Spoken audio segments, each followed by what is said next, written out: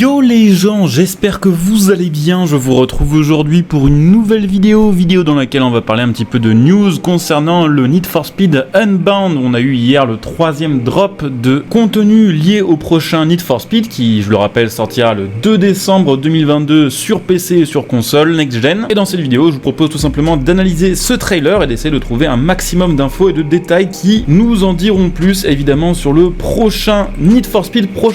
d'ailleurs que vous pouvez précommander à prix réduit via mon lien Instant Gaming. Donc si vous voulez soutenir la chaîne gratuitement tout en achetant vos jeux, vos DLC, vos cartes d'abonnement à prix réduit, n'hésitez pas à commander tout ça via mon lien Instant Gaming que vous verrez sous cette vidéo en description et en top commentaire. Et puis n'hésitez pas aussi évidemment à vous abonner pour les prochains contenus sur Need for Speed Unbound, que ce soit les analyses de trailers, des prochaines news, des prochains drops des développeurs du jeu, je rappelle qu'il y en aura encore 6 avant la sortie du jeu, ou que ce soit tout simplement les gameplays à sa sortie. Et bien voilà, pensez à bien vous abonner pour ne rien rater et puis pensez à laisser un petit like. Donc 3e trailer qui est très cool parce que déjà un peu plus long que le précédent et surtout celui-ci est vraiment centré sur le gameplay. Alors effectivement c'est toujours pas mal cuté, c'est-à-dire que les séquences durent jamais plus de 2 secondes d'affilée, ce qui empêche on va dire de vraiment apprécier la physique des véhicules et de vraiment regarder les choses en détail, mais c'est un peu mieux que le précédent qui était beaucoup plus court et qui franchement était encore plus cuté à la sauvage. Donc ce trailer là est centré sur le système de risques et de récompenses. Donc en gros, plus vous prenez des risques, plus vous allez gagner d'argent et plus les récompenses associées aux épreuves seront importantes, et ça que ce soit lors d'épreuves contre d'autres pilotes ou lors des épreuves contre la police et des poursuites contre la police. D'ailleurs j'ai eu une vibe que j'ai étonnamment bien aimée et que j'arrive pas trop à expliquer en regardant ce trailer. D'ailleurs vous pouvez peut-être me dire un petit peu si c'est la même pour vous. Trouvez que les différents quartiers montrés dans ce trailer, le fait que ce soit de nuit et le jeu de couleurs choisies, pour le rendu visuel encore une fois en oubliant les effets type néon et dessins animés là qui sont autour des voitures, ça me fait penser un petit peu à Underground 1, voire même un petit peu à Midnight Club 3 qui est pourtant pas du tout de la même licence. Dites-moi d'ailleurs un petit peu en commentaire si je suis le seul à trouver voilà vraiment un côté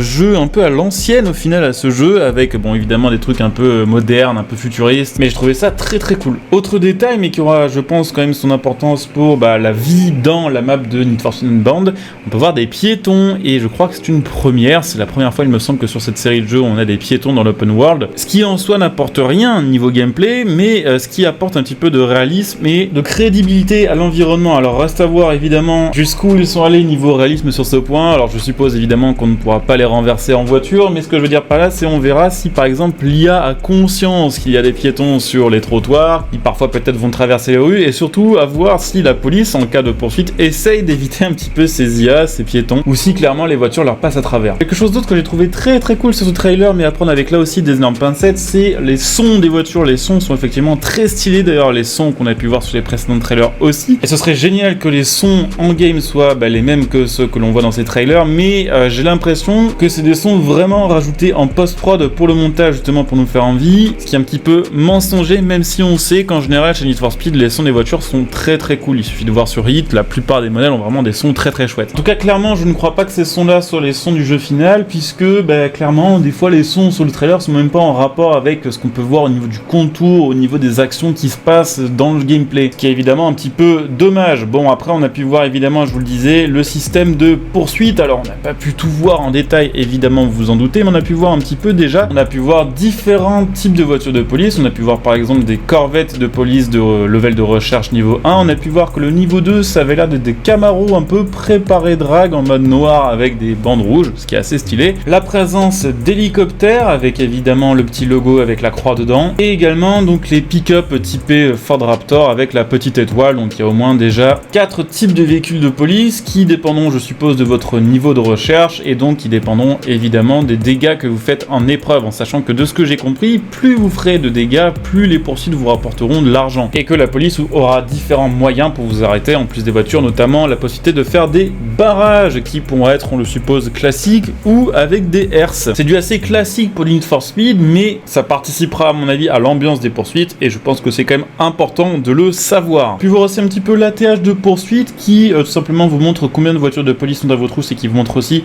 leur positionnement, c'est-à-dire que vous aurez par exemple un logo level 1 à votre gauche si c'est une voiture level 1 à votre gauche, si c'est un level 2 ce sera un petit logo level 2, et s'ils s'entrecroisent aussi ils bougent de position, ce sera montré sur votre ATH sans que vous ayez besoin de regarder derrière vous, ce qui sera assez pratique effectivement pour les poursuites classiques. D'ailleurs en faisant cette vidéo je me rends compte qu'il y a aussi aussi des Dodge Charger de police qui seront, je suppose, affichés avec le petit logo, avec les deux flèches vers le haut. J'ai remarqué aussi, évidemment, que du coup, plusieurs types de voitures de police pourront vous poursuivre en même temps. C'est-à-dire que ce n'est pas comme sur Most Wanted de l'ancienne, où quand vous passez du level 1 de recherche au level 2, les voitures du level 1 abandonnent la poursuite. Là, non, il y aura juste plus de police et plus de types d'unités à vos trousses. On peut voir également le retour du système de flamme qui va correspondre du coup à votre niveau de recherche. Donc on a pu voir que ça irait au moins jusqu'au level de recherche 5 et on a pu voir aussi donc en haut à droite un onglet at risk avec une somme d'argent affichée. Donc en gros c'est l'argent qui est en jeu, on peut le supposer, selon vos résultats de poursuite. Donc en gros on peut supposer que si vous réussissez la poursuite vous gagnez ce montant là, mais si vous échouez peut-être que vous devez payer cette amende ou un pourcentage de cette amende. On a également pu voir un petit bout de l'organisation du calendrier des épreuves hebdomadaires. Alors je vous le disais, ça fera un petit peu comme sur The Crew 2, on aura un système d'épreuves à compléter chaque semaine et là on peut voir donc par exemple semaine 2, on a donc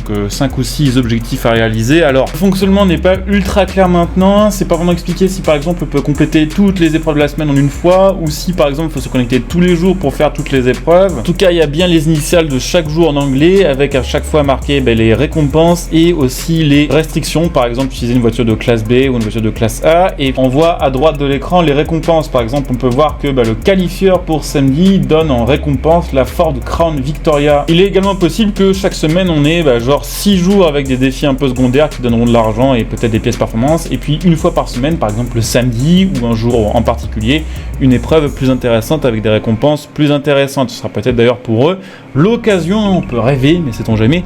d'ajouter des voitures via ce système de récompenses hebdomadaires. On nous a également montré le système de paris donc sur un autre pilote où on peut voir en détail le pseudo évidemment du joueur, ou je suppose plutôt de l'IA qu'on va affronter, également des infos sur sa voiture, on peut même voir sa voiture personnalisée en arrière-plan, et puis la somme requise pour pouvoir parier contre lui, à savoir que si par exemple vous pariez 750 $ sur quelqu'un, à la fin de la course, si vous êtes derrière lui, vous perdez 750 $, mais si vous arrivez devant lui, vous gagnez 750 $ supplémentaires, en sachant que ça viendra, je suppose, s'ajouter ou se déduire de vos récompenses classiques de l'épreuve générale à laquelle vous participerez. Autre détail qui va faire, je pense, pas mal jaser, mais qui ne veut pas dire grand chose pour l'instant, c'est vrai que l'intérieur des voitures a l'air d'être modélisé, on peut voir les compteurs même bouger sur certaines voitures depuis la fenêtre extérieure, ce qui ne veut absolument pas dire bien sûr qu'on aura une vue cockpit. Évidemment une vue cockpit en 2022 ce serait presque, on va dire, nécessaire puisque tous les jeux le proposent maintenant, mais sur Need for Speed la vue cockpit ça a vraiment disparu depuis longtemps, donc ce serait chouette que ça revienne. Après évidemment ce système de compteur visible depuis l'extérieur et qui était même fonctionnel,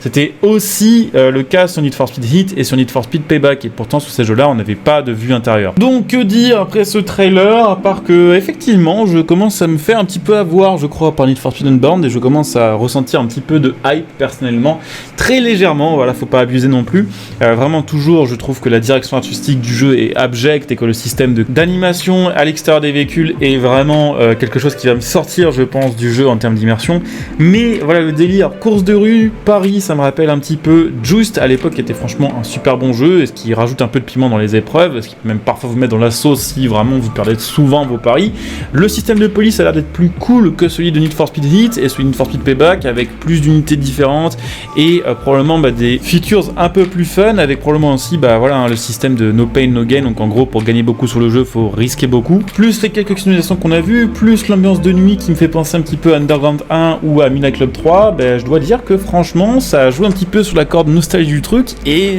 j'ai envie d'y jouer maintenant en fait. En tout cas j'espère que cette petite vidéo vous aura appris peut-être 2-3 petits détails sur ce prochain Need for Speed Unbound. N'hésitez pas à me dire un petit peu ce que vous en pensez en commentaire. Pensez évidemment à venir me retrouver sur Twitch pour les prochains lives, le lien de la chaîne Twitch est en description et en top commentaire, donc pensez à venir follow, pensez à utiliser votre Twitch Prime pour soutenir ma chaîne Twitch gratuitement, vous en profitez de plein de petits avantages, voilà, si vous avez Amazon Prime, profitez-en. N'hésitez pas à me rejoindre aussi sur Twitter pour ceux qui veulent m'envoyer des messages privés, ceux qui veulent discuter, être au courant des news que je partage ou des news de la chaîne, et puis n'hésitez pas évidemment à utiliser mes liens de soutien sur cette vidéo pour faire vos achats à prix réduit tout en soutenant ma chaîne gratos par la même occasion. Le lien matériel.net par exemple pour acheter vos configs, vos périphériques, tout ce qui va être manette. Et pour ceux qui souhaitent me soutenir sur le long terme, vous pouvez devenir des membres soutien de la chaîne via le bouton rejoindre cette vidéo, ce qui vous fera évidemment profiter de plein de petits bonus, de plein de petits avantages. Je coupe ici, je vous dis à très bientôt, bon jeu à tous, ciao.